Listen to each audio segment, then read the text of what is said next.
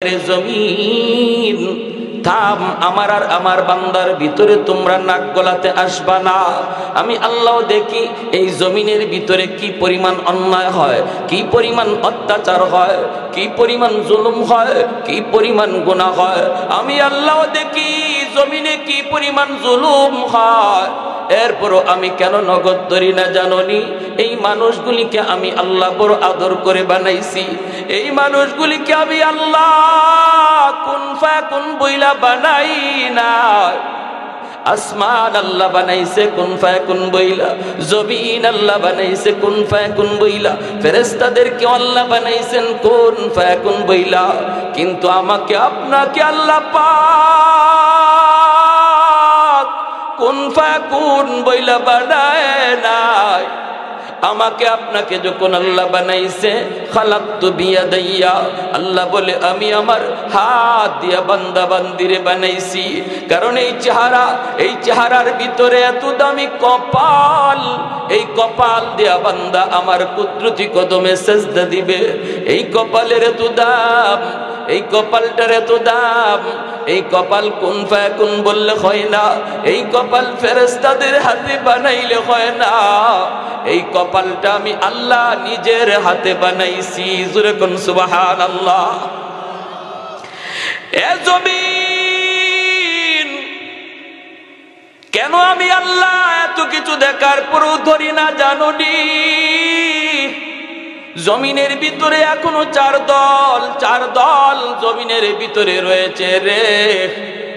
লাউলা মাশাইখ রুক্কা ওয়াশবাবু খুশা ওয়াল আতফালু রুদ্দা ওয়াল আনআমু রুদ্দা লাজআলতুস সামাআ হাদিদা ওয়াল আরদা খাফসাফা ওয়াত তুরাবা Ramada ওয়ামা আনজালতু মিনাস সামাই কাতরা ওয়ামা আমবাততু মিনাল আরদি নাবাতা বাল আনজালতু আলাইকুমুল আযাবা সাব্বা।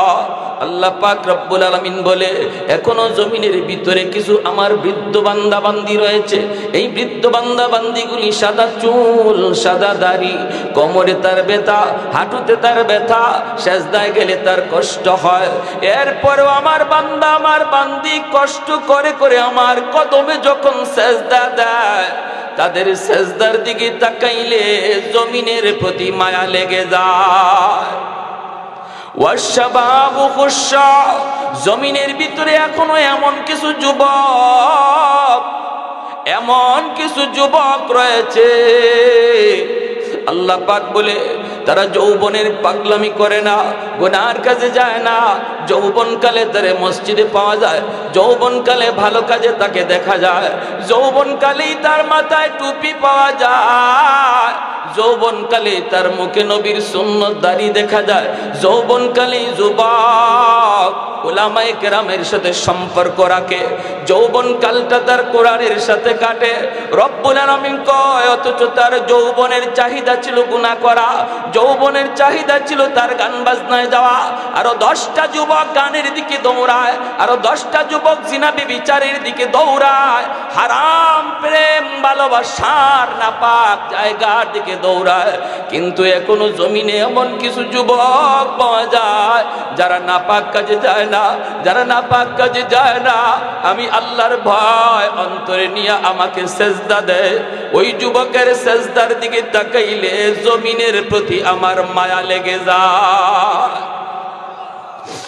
এর যুবক এজন্য বলি, তুমি যদি বলো হুজুর যৌবনে আল্লাহর গোলামি করা খুব কষ্ট, যৌবনে আল্লাহকে ভয় করে বড় কষ্ট, যদি তুমি এমন বলো তাহলে আমি তোমাকে প্রমাণ দিতে বাধ্য হব।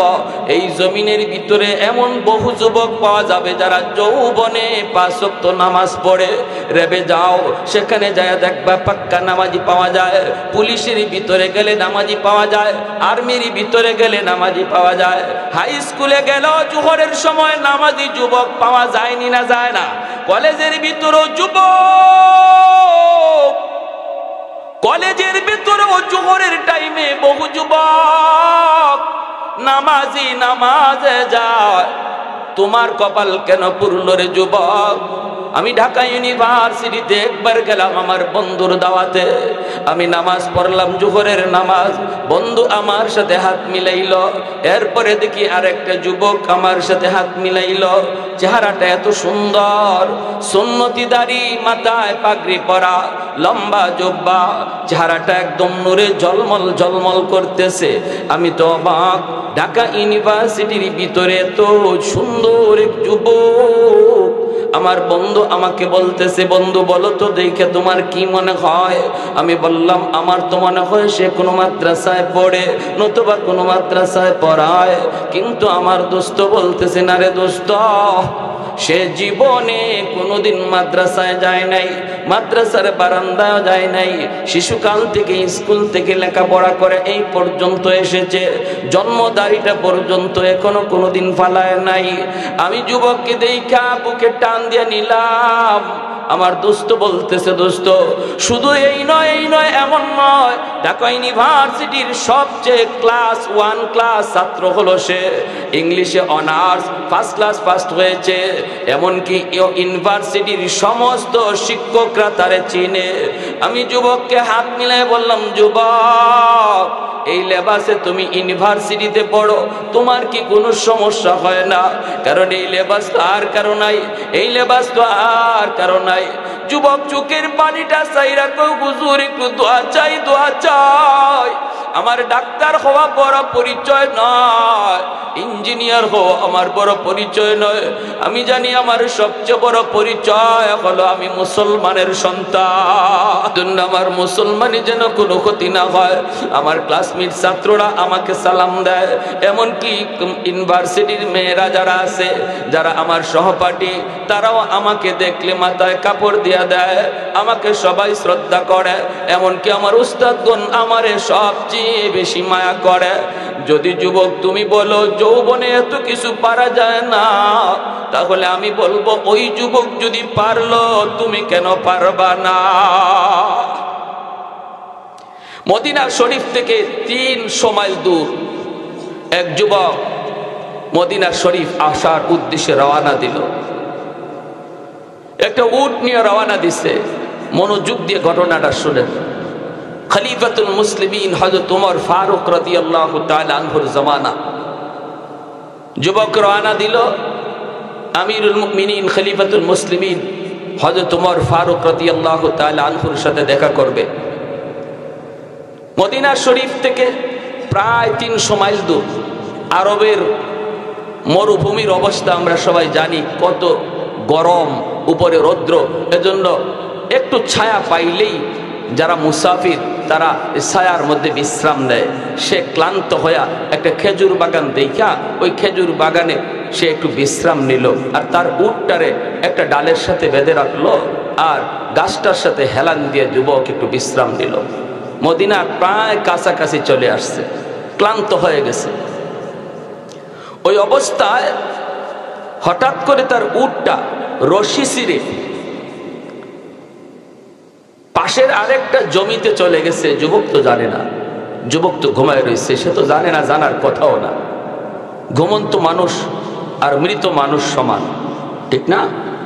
এজন্য আমরা ঘুমের আগে দোয়া করি, আল্লাহুম্মা বিসমিকা আমুতু ওয়া আহইয়া।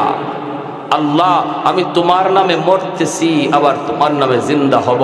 আমরা নিজেও এটা স্বীকার করতেছি, আল্লাহ ঘুমটা তো ঘুম হলো মরণ, এই মরতেছি নিজেই বলতেছি, এজন্য ঘুমটা হলো মরণের মতো। যুবক তো একটু ঘুমায় গেছে, জানে না কিছুই। ওই অবস্থায় পাশের জমিতে এক লোক খেজুরের চারা লাগাইছিল, ওই চারাওয়ালা জমিতে তার উটটা যাইয়া এমনভাবে চারাগুলা নষ্ট করছে, এই চারা আর হওয়ার মতো না। বিকালবেলা জমির মালিক আসছে জমি দেখার জন্য, আইসা দেখে তার পুরা বাগানটা নষ্ট করে ফেলেছে একটা উট। কিন্তু উটটা কার তাও তো সে জানে না, কিন্তু উট তো এখনো জমিতে আছে। বৃদ্ধ মানুষটা এই কষ্ট আর ব্যথা সইতে না পাইরা, এটা স্বাভাবিক, সবারই একটু গোসা উঠবে, সবারই একটু রাগ হবে, আরে আমার জমিটা খেয়ে ফেললো এই গরুটা, এই বাছুরটা, তখন একটা আঘাত করবেই। উনি একটা পাথরের চাকা হাতে নিয়ে ওই উটটার দিকে ঢিল মারছে, আর দুর্ভাগ্যবশত এই পাথরের ঢিলটা উটের মাথায় লাগছে আর মাথাটা ফেটে গেছে, ফাইটা রক্ত পড়া শুরু হয়েছে। এমনভাবে রক্ত পড়তেছে ফিনকি দিয়া, অল্প সময়ের ভিতরে রক্ত শূন্য হইয়া উটটা জমিতেই মারা গেছে। যুবক ঘুম থেকে উঠল, ওইটা সে পাশেই তার উটটারে খুঁজতে শুরু করলো, কিন্তু উট তো পায় না। কোথায় গেল উট, কোথায় গেল উট?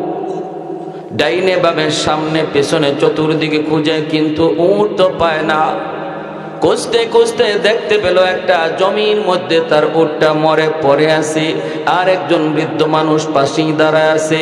অবাক হয়ে যুবক বলতেছে, আমার উট কে মারলো, আমার উটটা কে মারলো? এইবার বৃদ্ধ মানুষটা বলতেছে, বাবা তোমার উট আমি তা তো জানি না, কিন্তু কার উট তাও আমি জানি না।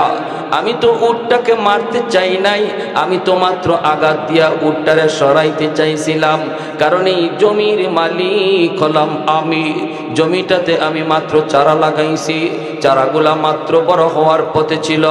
আমার ওই চারাগুলি তোমার উট পাড়ায় পাড়ায় সব নষ্ট করে ফেলেছে।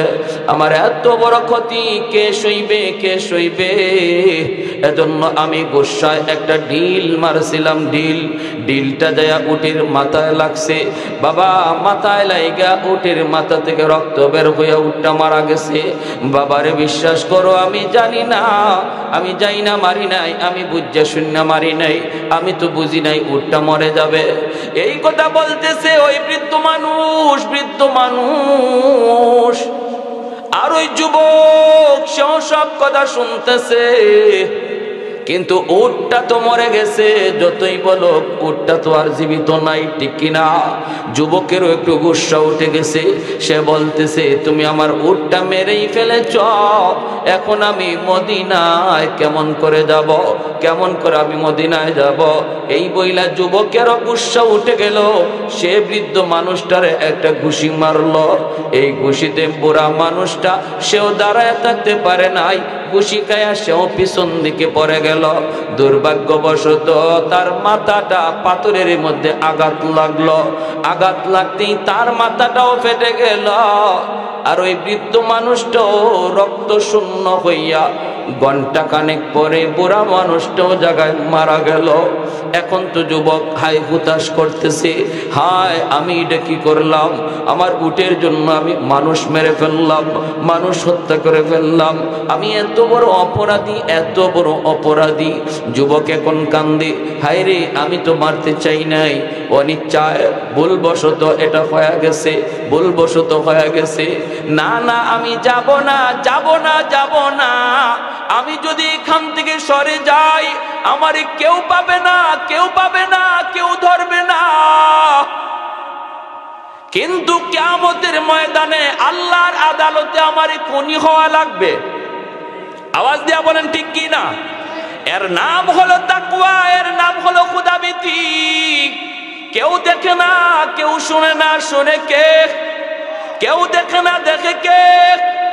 আমার অপরাধ কেউ দেখলো না, কেউ শুনলো না, কিন্তু আল্লাহ দেখলেন, আল্লাহ নিজের সবকিছু শুনলেন। যুবক এইবার কি পরিমাণ তার অন্তরের ভিতরে ভয় ছিল। যুবক কই আমি যাব না, দেখি বৃদ্ধ মানুষটার পক্ষে কে আসে, তার কোনো আপন বলতে কেউ আসে কিনা। আমি আমার দোষ স্বীকার করে নিব, আমি আমার অপরাধ স্বীকার করে নিব, এরপরে আমার বিচার যা হয় মদিনার আদালতে হবে, বিচারও আমি মাথা বেঁধে নিব। দুনিয়ার বিচারে আমি ফয়সালা হইয়া যদি জেল হয়, ফাঁসি হয়, আপত্তি নাই, তবু আল্লাহর আদালতে খুনি হইতে চাই না। জোরে কোন সুবহানাল্লাহ। এ যুবক, তোমার মতো একজন যুবকের ঘটনা বলতেছি। যুবক, তুমি তো মনে করো রাতের অন্ধকারে আমি চুরি করলাম, রাতের অন্ধকারে জিনা করলাম, রাতের অন্ধকারে আমি অন্যায় করেছি, কে দেখবে? কেউ দেখে নাই। আমাকে কে পায়? আমাকে কে পায়? না না না, কেউ না দেখলেও দেখে আল্লাহ, কেউ না শুনলেও শুনে আল্লাহ। ওই যুবক সে কয় না আমি যাব না, যাব না, যাব না। সন্ধ্যার সময় ওই বৃদ্ধ মানুষটার খুঁজে তার দুইটা সন্তান বাগানের মধ্যে আসলো। বাগানের ভিতরে আইসা ঢুকলো, ঢুকেই দেখি বাবার লাশ পড়া, আর বাবার লাশের পাশে একটা যুবক দাঁড়ায় আছে। আর দেখা যায় পাশে আর একটা উট বাপ তাদের বাগানের ওই জমিতে মরে পড়ে আছে। এই দুই সন্তান বাবার লাশ দেখে কান্না শুরু করলো, হায় আমার আব্বারে কে মারলো, আমাদের আব্বারে কে মারলো, আমাদের আব্বার মাথা থেকে রক্ত পড়তেছে, কে আব্বাকে খুন করলো, কে খুন করলো। এই বইলা দুই ভাই চিৎকার করে। ওই অবস্থায় ওই যুবক কাছে যায় বলতেছে, ভাই রে ভাই, আমি হলাম তোমাদের বাবার খুনি, আমি অপরাধ করেছি, আমি যাই না বুঝে করি নাই, বুঝে শুনে করি নাই, ভুলবশত হয়ে গেছে। এ ভাই একটু খেয়াল করে শোনো, আমার উটটাকে ইনি মারছে, ইনিও জানে না উটটা মরে যাবে, আর আমিও বুঝি নাই ইনি মেরে মরে যাবে। একটা ঘুষি দিছিলাম মনের গুসায়, কিন্তু মাটিতে পড়ে গেছে, মাথাটা পাথরের মধ্যে আঘাত লাগলো, রক্ত বের হয়ে উনি মারা গেল। এ বাপ ভাই ভালো করে শোনো, আমি ইচ্ছা করে মারি নাই, ইচ্ছা করে খুন করি নাই, কিন্তু এরপরও তো খুন হয়ে গেছে, এরপরও তো খুন হয়ে গেছে। চলো আমাকে তোমরা আর এখন খুন কইরো না, যদি তোমরা আমারে মারো তাহলে তোমরাও খুনি হয়ে যাবা। আমি আমার খুন নিজে নিজে স্বীকার করতেছি রে ভাই, চলো আমরা মদিনায় যাই, ওমর ফারুক রাদিয়াল্লাহু তাআলা আনহুর আদালতে যাই, খলিফাতুল মুসলিমিন ওমরের আদালতে আমার যা বিচার হবে আমি মেনে নিব, যা শাস্তি হবে আমি মেনে নিব। তিনজন তারা মদিনায় চলে আসলো। এ যুবক একটু বলো তো দেখি, ওই যুবক যদি খুন কইরা এখান থেকে পালায়া যাইতো, কেউ তারে পাইতো নি? পাইতো কেউ খুঁজেও পাইতো না, কেউ জানতো না। এই দুই সন্তান আইসা খবরও পাইতো না কে তাদের বাবাকে মারলো, কিন্তু যুবক যায় নাই শুধু কার ভয়ে? আর একটু জোরে কার ভয়ে? যদি সমাজে প্রতিটা মানুষের অন্তরে এই ভয় জাগ্রত হয়, বিশেষ করে যুব সমাজের অন্তরে যদি এই ভয় জাগ্রত হয়, তাহলে মানুষের চোখে ফাঁকি দিয়েও কোনো যুবক কোনোদিন খুন খারাপি করবে না। আওয়াজ দিয়া বলেন ঠিক কিনা? বাপ মার চোখে ফাঁকি দিয়েও কোনোদিন যুবক অন্যায় করবে না, কারণ সে চিন্তা করবে আব্বার চোখে ফাঁকি দিলাম, মায়ের চোখে ফাঁকি দিলাম, ওস্তাদের চোখে ফাঁকি দিলাম, কিন্তু মালিককে ফাঁকি দিব কেমন করে, আল্লাহর চোখ ফাঁকি দিব কেমন করে? এই কথাটা ভাবলে কোনো যুবক কোনোদিন আড়ালে ও অন্যায় করবে না। মদিনার আদালতে তিনজন হাজির। ওমর ফারুক রাদিয়াল্লাহু তাআলা আনহু, তিনি হলেন মদিনার শাসক। বলুন তো ওমর নরম নাকি গরম? খালি গরম না বেশি গরম? ওমরের নাম শুনলেই শয়তান আরেক রাস্তায় ভাগতো, সব সময় তলোয়ার খোলা থাকতো, খাবের ভিতরে ঢুকাবে বের করবে, এই টাইম ওমরের হাতে ছিলই না। এত গরম। এক লোক কলসের মধ্যে মদ লইয়া যায় আর বাজারে বিক্রি করবে, মনে মনে ভাবে আল্লাহ দুনিয়ার সব মানুষের সামনে আমারে ফালায়ও, কিন্তু ওমরের সামনে ফালায়ও না। এমনটা মনে মনে লইয়াছে যাইতেছে। কিন্তু একটা প্রবাদ আছে আমাদের দেশে, জানি না আপনাদের এলাকায় আছে কিনা, কয় যেখানে বাঘের ভয় সেখানে সেখানে রাত হয়। যেখানে ওমরের ভয়, ঘটনাক্রমে সেই ওমরই তার সামনে। এখন তার হাত পা সহ সব কাঁপতেছে। হায় রে, এখন কি বলি? ওমর যদি বলে কলসে কি জবাব দেবো কি? হ্যাঁ, যদি কোনো রকম ওমর আমাকে না দেখে আমি কোনো রকম পাশ কাটাই নিয়ে যেতে পারি। আল্লাহ, ও আল্লাহ, তুমি আজকের মতো আমারে বাঁচাও, আজকের মতো বাঁচাও। কলসে আমার মদ যদি ওমরের চোখে ধরা পড়ে, তাহলে আমার এখানেই আজকে কবর, এখানেই কবর। কোনো রকম রাস্তার কিনারা দিয়ে যাওয়ার চেষ্টা করে। ওমর তাকে ডাকনি না দেন, কিন্তু সমানে সমানে হওয়া মাত্রই হযরত ওমর ডাক দিয়ে বলতেছেন, ও মিয়া, কে তুমি? দাঁড়াও। পুরা কাপ শুরু হয়েছে বলি। পাশে আসছেন, এসে বলতেছেন কলসে কি? এখন কি কয়? কলসের মধ্যে তো মদ। যদি বলে কলসে মদ, তাহলে উমরের হাতে তো তলোয়ার খোলা, কল্লা সাথে সাথে আলাদা, কিন্তু সে জবাব তো দেওয়া লাগবে। বাঁচার জন্য বলে কলসের মধ্যে দুধ। কি বলছে? আর মনে মনে ভাবতেছে, মনে হয় দুধ বললে হযরত ওমর আমাকে ছেড়ে দিবে, বলবে ঠিক আছে যাও, আর দেখবেন না, ডাকটা হয়তো তুলবেন না। কিন্তু না, ওমর তো তা করেন নাই। ওমর বলেন দুধ না অন্য কিছু, ডাকনা সরাও দেখতে হবে। যেই মাত্র ডাকনা সরানোর জন্য সে হাত দিতেছে, হাত কাঁপতেছে, বডি কাঁপতেছে, পুরো শরীর কাঁপতেছে, ঘেমে যাচ্ছে। আর সে তো ভাবতেছে এখনই আমার শেষ, জীবনের শেষ সময়। আর হাত দেয় আর মনে মনে আল্লাহর কাছে তওবা করে, মালিক, ও মালিক, ও মালিক, জীবনে যা অন্যায় করছি আল্লাহ, আর জীবনে করব না। আল্লাহ দিলের খবর আল্লাহ জানেনি না জানে না? আল্লাহ জীবনে এই মদের ব্যবসা করে যা অন্যায় করছি আল্লাহ, তোমার দরবারে খালিস নিয়তে তওবা করলাম, আর আমি জীবনে ব্যবসাও করব না, মদ খাইবো না, মদের ধারে কাছে যাব না। আল্লাহ তুমি তোমার উমরের হাত থেকে আমারে বাঁচাও। তার দিলের কথা আল্লাহ শুনে ফেলছেন। সুবহানাল্লাহ, দিলের কথা আল্লাহ শুনে ফেলছেন। হাত বাড়াইতেছে, ডাকনা সরাবে। হযরত ওমর বলেন তাড়াতাড়ি করো। কাইপে উঠছে শরীর, ডাকনাটা সরাইছে। আল্লাহু আকবার। ডাকনা সরায়া দেখে কলস ভরা মদ আল্লাহ দুধ বানায়া দিছে। আত-তাইবু মিনাদ যামবি কামান লা যামবা লা। এজন্যই নবী বলেন তওবাকারীর তওবাকে আল্লাহ এমন ভাবে কবুল করেন যেন তার আমল নামায় কোনো গুনাহ নাই, কোনো গুনাহ নাই।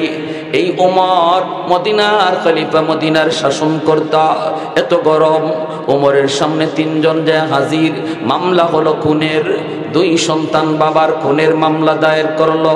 আসামিও ধরে নিয়ে আসছে, আসামিও তারা ধরে নিয়ে আসছে, কিন্তু কোনো বদলা নেয় নাই। বিচার দিছে ওমরের আদালতে। ওমর জিজ্ঞেস করেন কি খবর? মামলা তো তোমার বিরুদ্ধে খুনের, তুমি বলো কি বলতে চাও? যুবক বলে সব সত্য, কিন্তু আমি ইচ্ছা করে মারি নাই, ভুলবশত হয়ে গেছে।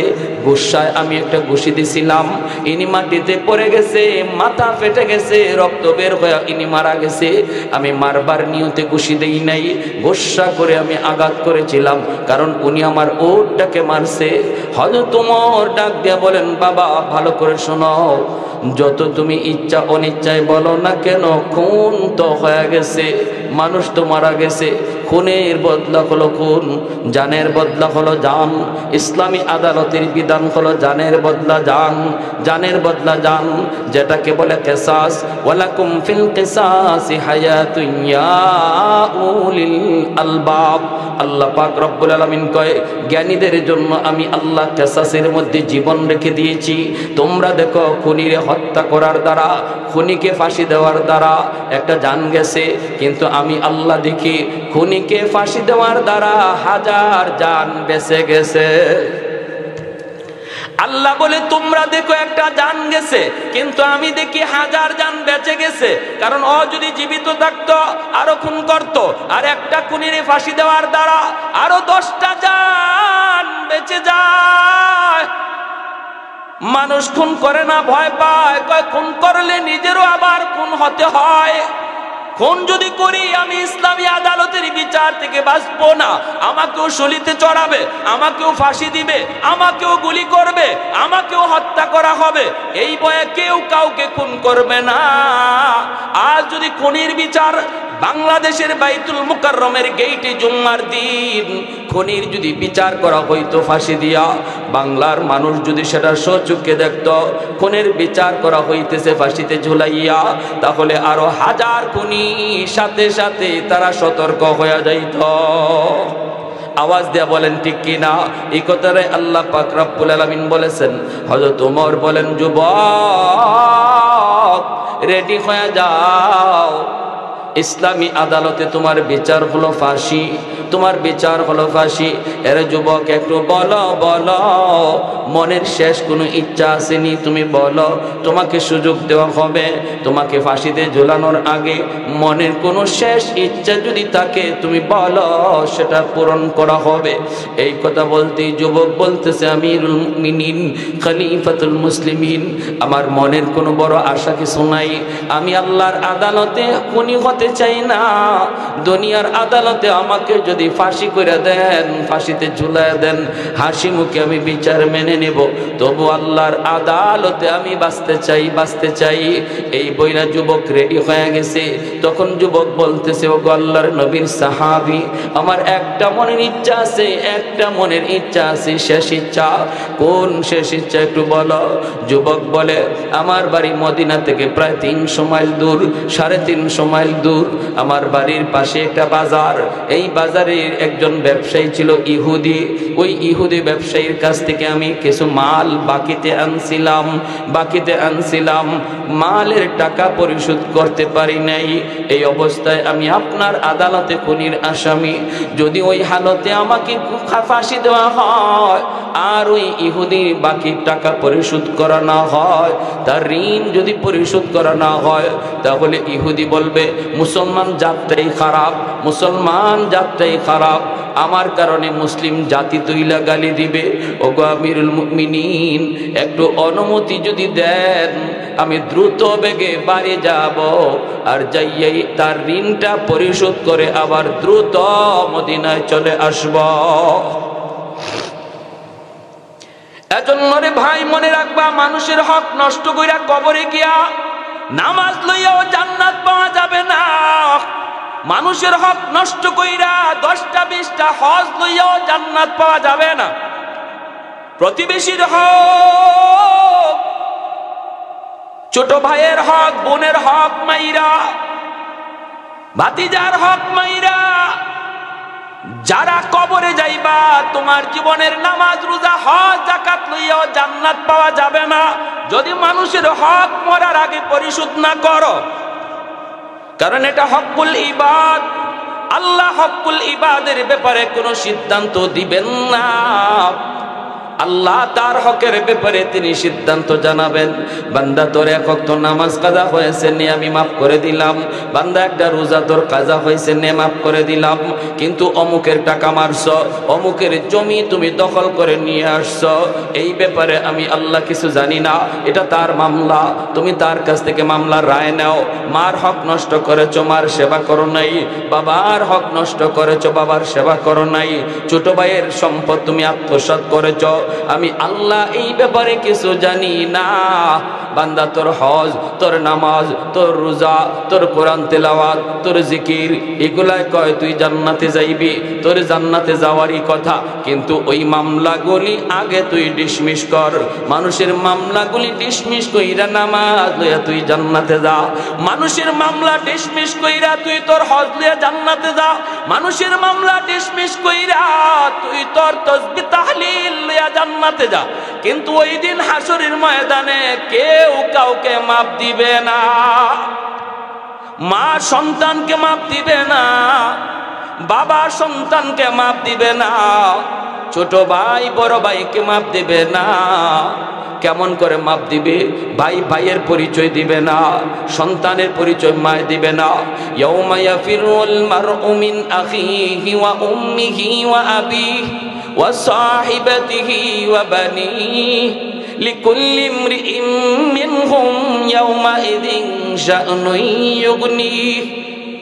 আল্লাহ পাক বলে, সবাই শুধু নিজেকে বাঁচার ফিকির করবে, নিজে বাঁচার চিন্তা করবে, নিজে বাঁচার চিন্তা করবে, নিজে বাঁচার চিন্তা করবে, কেউ কারো দিকে নজর দিবে না।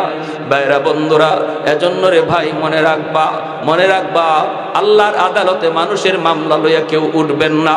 আল্লাহর দোহাই, মৌতের আগে আগে মানুষের মামলাগুলা দুনিয়াতে ডিসমিস করেন।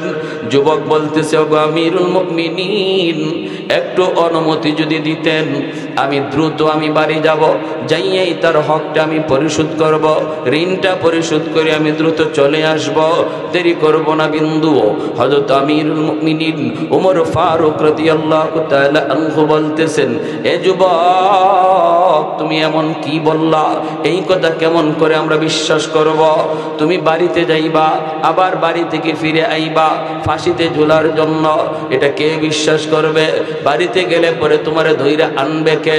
এখানে তোমার বাপ থাকবে, মা থাকবে, তোমার আত্মীয় স্বজন সব থাকবে, তাদের সাথে মোকাবেলা করবে কে? বাড়ি যাওয়ার পর আবার ফাঁসির আসামি ফিরে আয়, এমন কোনো নজির তো নাই না যুবক। এই প্রস্তাব মানা যায় না, এটা মানা সম্ভব না।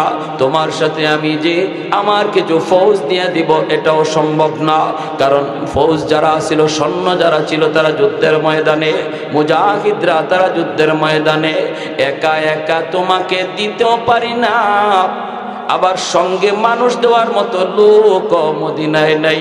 অতএব এই প্রস্তাব কোনোদিন গ্রাহ্য হবে না। যুবক ডাক দিয়া কয়, গো আল্লাহর ওলি, তাহলে আমি রেডি, আমি রেডি, আমাকে ফাঁসিতে ঝুলায় দেন, ঝুলায় দেন।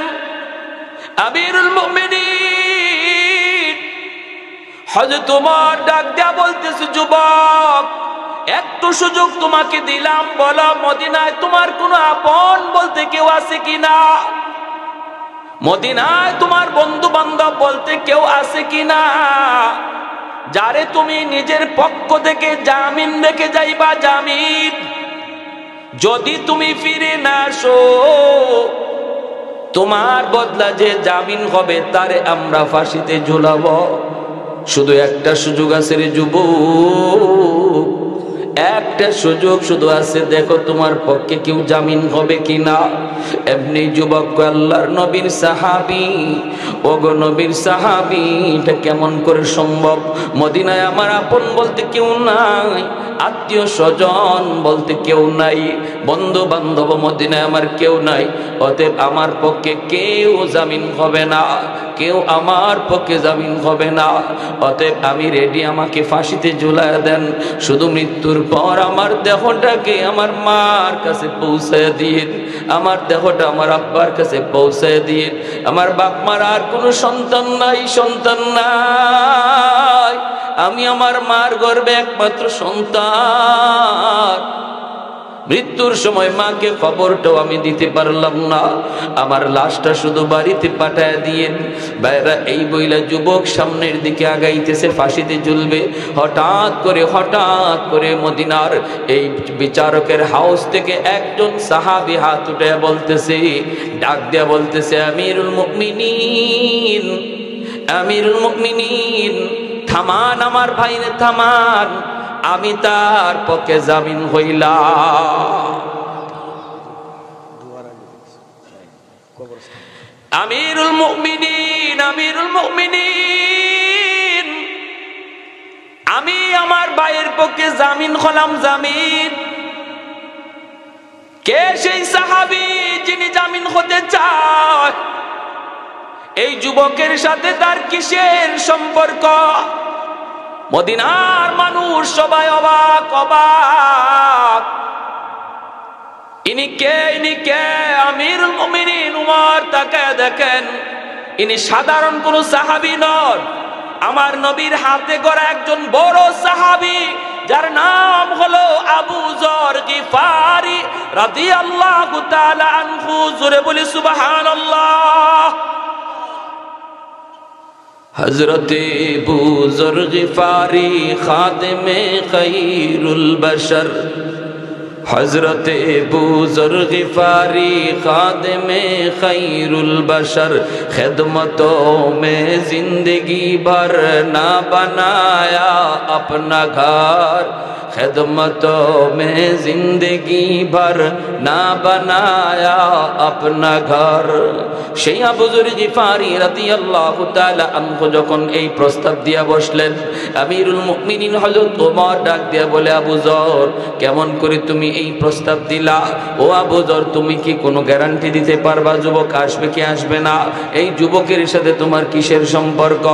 আবু যর গিফারি তখন বলতেছে, নগো আমিরুল মুমিনিন, যুবকের সাথে আমার কোনো রক্তের সম্পর্ক নাই, রক্তের কোনো সম্পর্ক নাই, কিন্তু মায়ার নবী দয়ার নবী রওজার দিকে আঙ্গুল দিয়া বলতেছেন, ওই রওজাওয়ালার পবিত্র জবানে আমি বহুবার শুনছি, মুসলমান মুসলমানের ভাই, অতএব মুসলমানের সাথে মুসলমানের সম্পর্ক ঈমানের সম্পর্ক।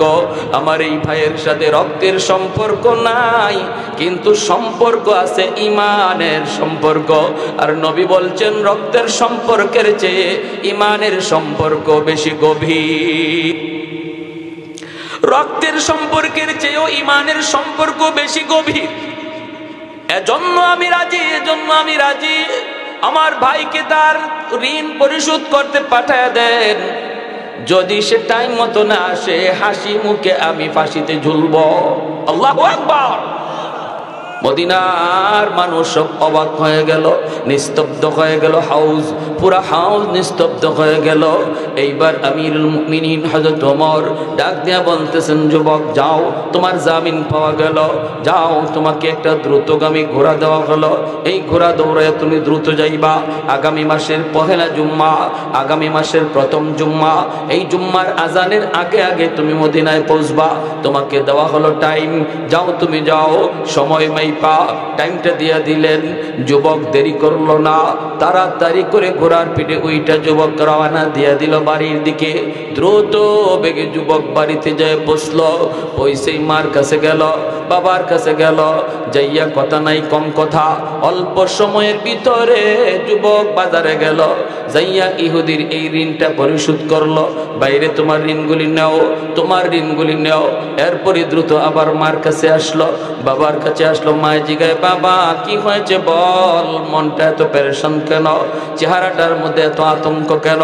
যুবক বলতেছি, মা গো, ও মা, মা আমাকে জীবনের শেষ বিদায়টা দিয়ে দাও, শেষ বিদায় আমাকে দিয়ে দাও। আব্বা আমাকে জীবনের শেষ বিদায়টা দিয়ে দাও, আমি তোমাদের ঋণ শোধ করতে পারি নাই। মা দুধের দাবিটা তুমি রাখো না, বাবা আর জীবনে আব্বাকে ডাক দিতে পারবো না। মা জড়ায় ধরে কাঁদতে আর কই, বাবা কি হয়েছে বল বল বল। যুবক কাঁদতে আর কয়, মা মদিনার আদালতে আমার বিরুদ্ধে মামলা, তাও সাধারণ মামলা নয়, খুনের মামলা। তোমার সন্তান খুনি, রায় হয়ে গেছে মদিনার আদালতে, উমরের আদালতে আমার ফাঁসি। মা গো, আমি ইচ্ছা করে মারি নাই গো মা। মা তোমার সন্তান, তুমি তো জানো ইচ্ছা করে কাউকে খুন করতে পারে না। আমি তো তোমাদের সন্তান, আমি তো অন্যায় জীবনে কোনোদিন করি নাই গো মা। এই হলো ঘটনা, এই কারণে আজকে আমি মদিনার আদালতে খুনির আসামি, রায় হয়েছে ফাঁসি। আমাকে একটু সুযোগ দেওয়া হয়েছে। নবীর একজন সাহাবী জামিন হয়েছে গো মা, জামিন হয়েছে, যার সাথে আমার কোনো সম্পর্ক নাই, আমার কোনো রক্তের সম্পর্ক কিছুই নাই। উনি আমার পক্ষে জামিন হওয়ায় আমি সুযোগ পেয়েছি ওই ইহুদির ঋণটা পরিশোধ করার জন্য। মা গো, আমাকে দেরি কইরো না। যদি আমি টাইম মতো পৌঁছতে না পারি, তাহলে আমার ওই ভাইকে ফাঁসি দেওয়া হবে। মা গো, বিদায় দাও। মা শেষবারের মতো সন্তানের কপালে চুমু খায়। দেখেন কেমন মা, কেমন বাবা। বাবাও কয় না, বাবা তুই আর যাইস না। মাও কয় না, বাবা তুই আর যাবি না। দেখি কে আসে তোরে নেওয়ার জন্য। এই ছিল নবীর যুগে, নবীর সাহাবায়ে কেরামের যুগে মানুষের অন্তরে আল্লাহর ভয়। নিজের জীবনের চিন্তা বড় নয়, দুনিয়ার বাঁচার কথাটা তারা বড় মনে করে না, আল্লাহর দরবারে বাঁচাটাকেই বড় মনে করে। দুনিয়ার মুক্তিটারে তারা বড় মনে করতেন না, আল্লাহর দরবারে মুক্তিটাকেই তারা বড় মনে করতেন। সর্বদা আল্লাহর কাছে মুক্তি পাওয়ার আশায় তারা হাঁটতেন। ভাইরা, মা বাবা দুজনরে কান্দাইয়া যুবক ঘোড়ার পিঠে সওয়ার হইয়া মদিনার দিকে রওনা দিয়ে দিল। রাস্তায় তার এই উটের জিনপুট, এই ঘোড়ার জিনপুষটা ভেঙে গেল, একটু সময় লেগে গেল। এইদিকে টাইম কাটায় দেওয়া হয়েছে। রাস্তায় বিলম্ব হওয়ার কারণে জুম্মার আজান পড়ে গেল, অথচ যুবক এখনো মদিনায় পৌঁছে নাই। জুম্মার আজান হয়ে গেল, যুবক মদিনায় পৌঁছে নাই। মদিনার সমস্ত মানুষ টেনশনে পড়ে গেল। হায়, যদি ওই যুবক জুম্মার নামাজের পরপর হাজির না থাকে, নামাজের পরপরই তো বিচার বসবে, আদালত বসবে। যদি এর ভিতরে যুবক না পৌঁছায়, তাহলে আবু যর গিফারির মতো এত বড় জলিলুল কদর সাহাবীকে আমরা হারাবো। সাহাবায়ে কেরামের ভিতরেও একটা কান্না শুরু হয়ে গেল, আতঙ্ক শুরু হয়ে গেল, ভয়ভীতি শুরু হয়ে গেল। আজান হয়ে গেল। আজান হওয়া মাত্রই হযরত ওমর একজন লোক পাঠিয়ে দিলেন, ফৌজ পাঠিয়ে দিলেন আবু যর গিফারির বাড়িতে। যাও, আবু যরকে তোমরা গ্রেফতার করে নিয়ে আসো, যে বলবা ওই যুবক এখনো মদিনায় পৌঁছে নাই, যার পক্ষ থেকে তুমি জামিন হয়েছ, অতএব ওমরের আদালতে তোমাকে ডাকা হয়েছে। এই সরকারি এই ফৌজ যখন যাইয়া আবু যর গিফারিকে এই খবর দিল, আবু যর গিফারি হাসি মুখে ঘর থেকে বের হলেন, বিবি বাচ্চার কাছ থেকে বিদায় নিলেন। তোমরা কেঁদো না, কেঁদো না, আজ যদি আমাকে ফাঁসিতে ঝুলতে হয় আমার কোনো কষ্ট নাই, আমার নবীর হাদিস মানতে আমি খুশি। আমার জীবনের চেয়ে আমার নবীর হাদিসের দাম আমার কাছে বেশি। আমার ফাঁসিতে ঝুলার চেয়েও আমার মায়ার নবীর হাদিসের মূল্য বেশি। নবী বলেছেন, আল মুসলিম আখুল মুসলিম, মুসলমান মুসলমানের ভাই, রক্তের সম্পর্কের চেয়ে ঈমানের সম্পর্ক গভীর। সন্তান যদি কাফির হয় ইসলাম বলে পরিচয় দিও না, বাবা যদি কাফির হয় ইসলাম বলে বাবা পরিচয় দিও না। কিন্তু ইসলাম বলে আফ্রিকার জঙ্গলের একটা মানুষ যদি মুমিন হয়, তারে ভাই কইয়া ডাক দাও। জোরে বলে সুবহানাল্লাহ। তারে ভাই কইয়া ডাক দাও, ভাই কইয়া ডাক দাও। আর আপন রক্তের ভাই যদি কাফির হয়, ভাই পরিচয় দিও না। বদরের যুদ্ধে নবীর পক্ষে এক ভাইয়ের হাতে ইসলামের পতাকা, আরেক ভাই আবু জহলের পক্ষে তার হাতে কুফরের পতাকা। দুই আপন রক্তের ভাই, একজনের হাতে ইসলামের পতাকা, আরেকজনের হাতে আবু জাহেলের পক্ষে কাফেরের পতাকা। এই দুই ভাই বদরের যুদ্ধে তারা দুই দিক থেকে যুদ্ধে তারা লিপ্ত। আবু বকর সিদ্দিক আমার নবীর পক্ষে, আবু বকর সিদ্দিক রাদিয়াল্লাহু তাআলা আনহুর সন্তান আবু জাহেলের পক্ষে। বদরের ময়দান বাপ বেটার যুদ্ধ, ভাইয়ে ভাইয়ে যুদ্ধ, চাচা ভাতিজার যুদ্ধ। আমার নবী একদিকে, নবীর আপন চাচা হযরত আব্বাস রাদিয়াল্লাহু তাআলা আনহু, ইনি আবু জাহেলের পক্ষে।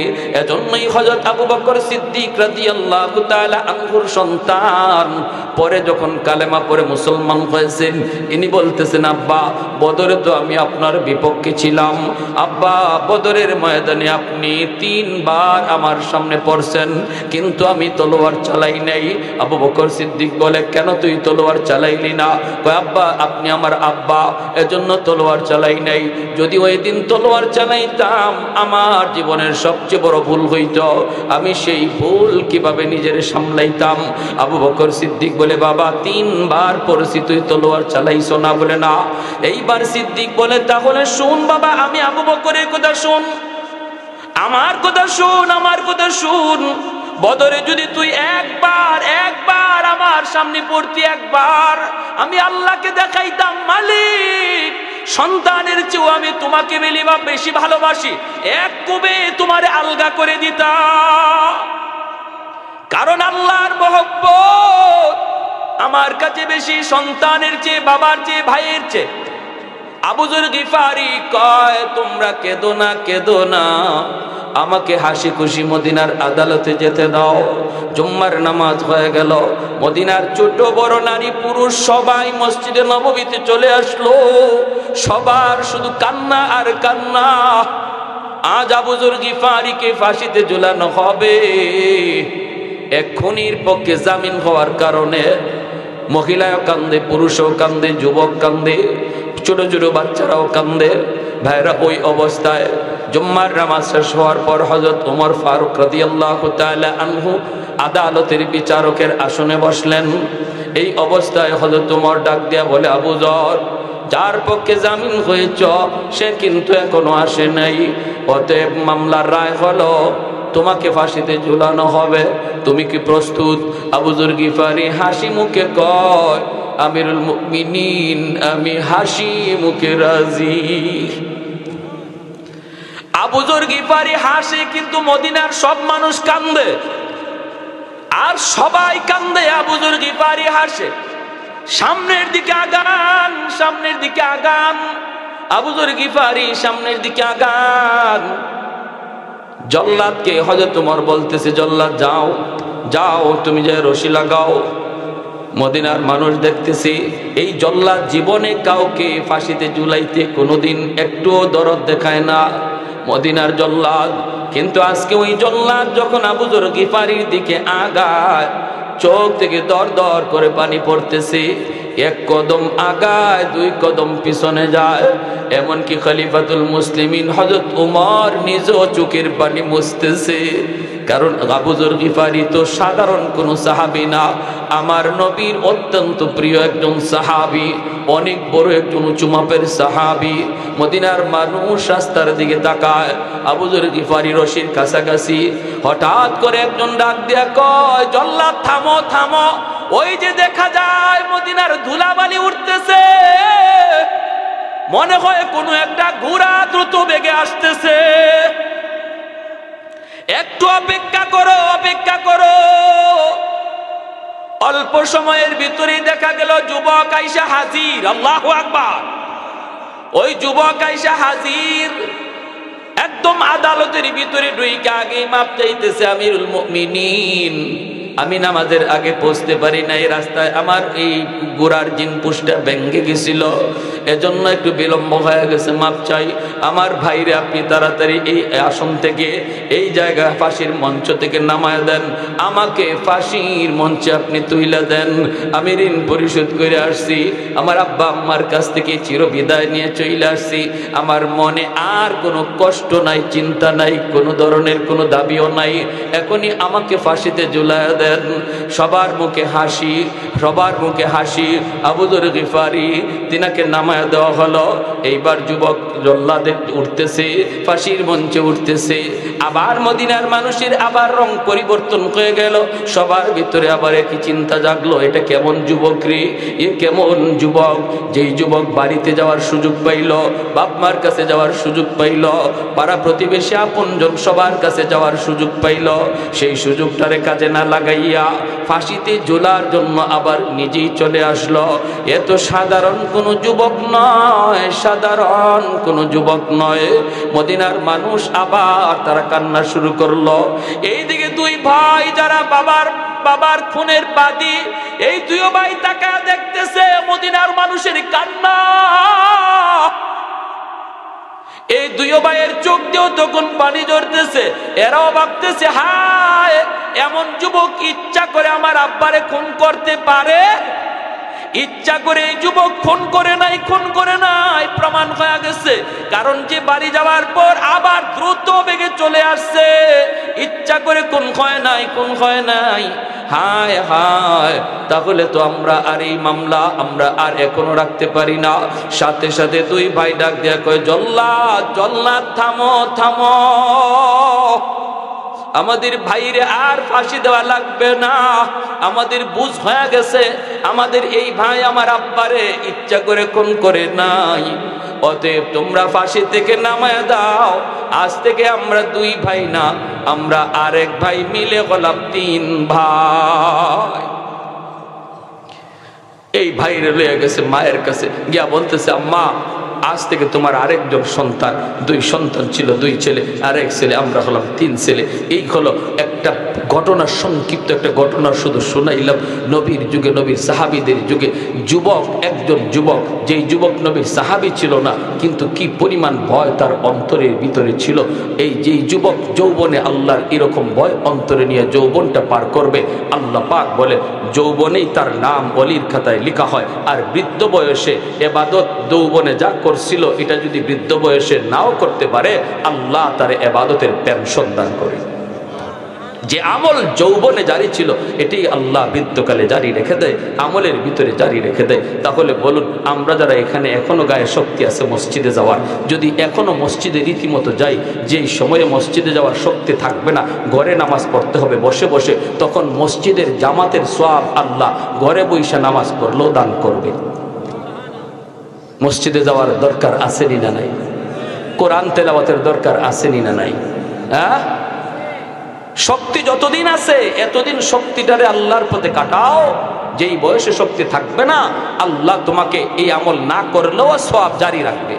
সূরা ৩ পয়রা দেখেন, তাফসীর খুলে দেখেন, আয়াতের তরজমাটাও যদি করেন তাও পারবেন। ইল্লাল্লাযীনা আমানু ওয়া আমিলুস সালিহাত ফালাহুম আজরুন গায়রু মামনুন। আল্লাহ আমাদের সবাইকে গায়ে যতদিন শক্তি আছে ততদিন পর্যন্ত আল্লাহর হুকুম ঠিকমতো মান্য চলা। উঠবেন না, মুনাজাত করব। মুনাজাত ইবাদতের মগজ, ইবাদতের মগজ। কষ্ট করে ওয়াজ শুনলাম সেই সন্ধ্যা থেকে, এখন যদি মুনাজাত না করি যেন আমি মগজ হারাইলাম। সবাই একটু মনোযোগ দিয়ে বসেন। যা কিছু আমরা শুনলাম সেই সন্ধ্যা থেকে নিয়ে এই পর্যন্ত আল্লাহ সবাইকে আমল করার তৌফিক দান করুন। যাদের গায়ে এখন শক্তি আছে এই শক্তিটাকে আল্লাহর পথে আমরা লাগাই, আল্লাহর পথে কাজে লাগাই। যেই বয়সে শক্তি থাকবে না আমি এই ইবাদতটা পেনশন পেয়ে যাব। আল্লাহ আমাদের সবাইকে কথাগুলো বুঝার এবং এর উপরে আমল করার তৌফিক দান করুন। বিশেষ করে যে যুব সমাজ আজকে এত সুন্দর আয়োজন করলো, এই যুবকগুলি তাদের গোটা যৌবন কালটাকে যেন আল্লাহর গোলামিতে কাটাইতে পারে, আল্লাহর মর্জি মোতাবিক যেন তারা চলতে পারে, সেই দোয়া আমরা তাদের জন্য করি।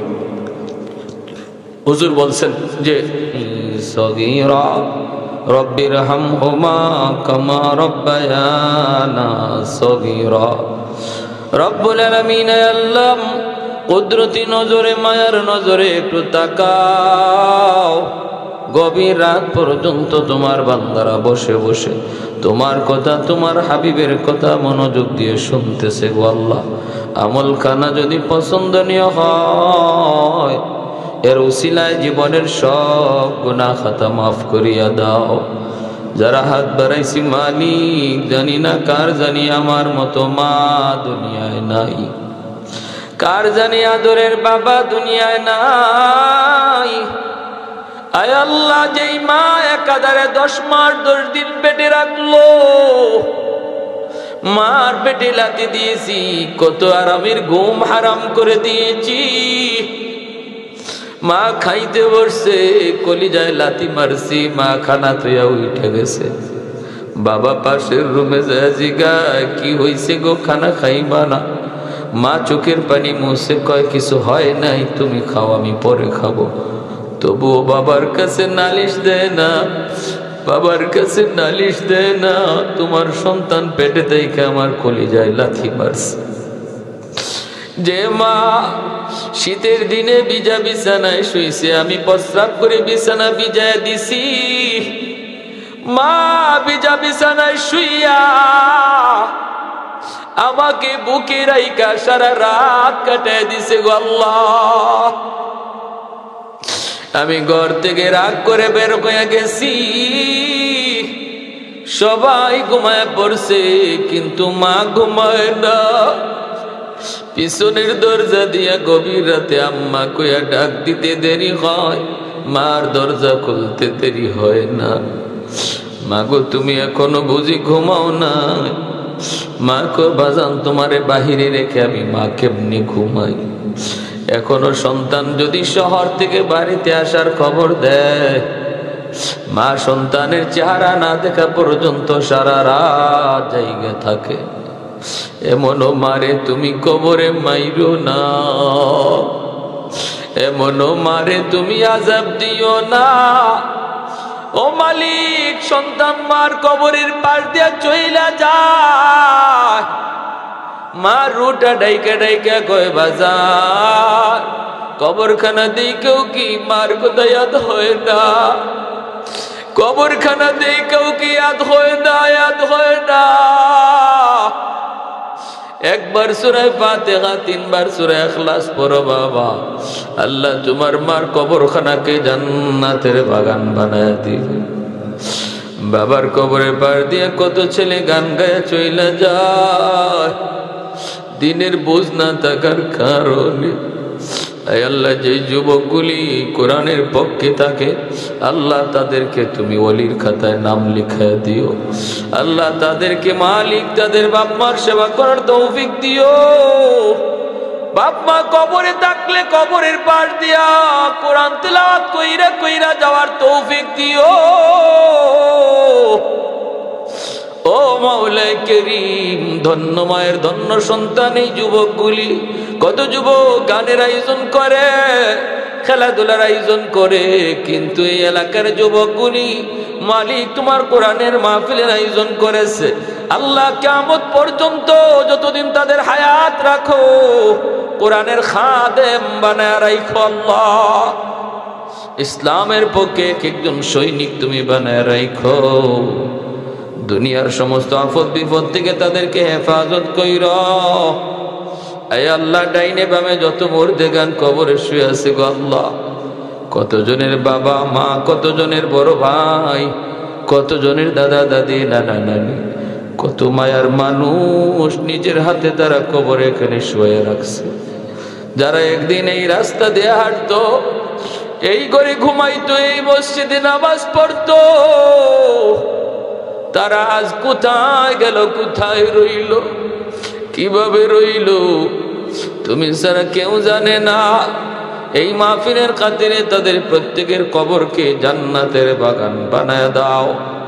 আয় আল্লাহ, কবরে অশান্তি থাকলে অশান্তি দূর করে দাও। আয় আল্লাহ, এলাকার ভিতরে যত মুরব্বী আছে আল্লাহ, তুমি তাদের হায়াতে বরকত দাও, যুবকগুলির হায়াতে বরকত দাও, সামনের জীবনের সমস্ত বাধা তুমি দূর করে দাও। আয় আল্লাহ, লেখাপড়ায় বরকত দাও, ব্যবসা বাণিজ্যে বরকত দাও, অসুস্থ যারা আছে আল্লাহ সুস্থ করে দাও। বাপ মা যাদের জীবিত হায়াতে বরকত দাও, সেবা করার তৌফিক দাও। যেই সন্তান বুঝে না, মারে কষ্ট দেয়, বাবারে কষ্ট দেয়, আল্লাহ তুমি তাকে সহি বুঝ দাও, বুঝ দাও। বাপ মার মন খুশি করার তৌফিক দাও। আয় আল্লাহ, আয় মাওলা, আমার মা বোন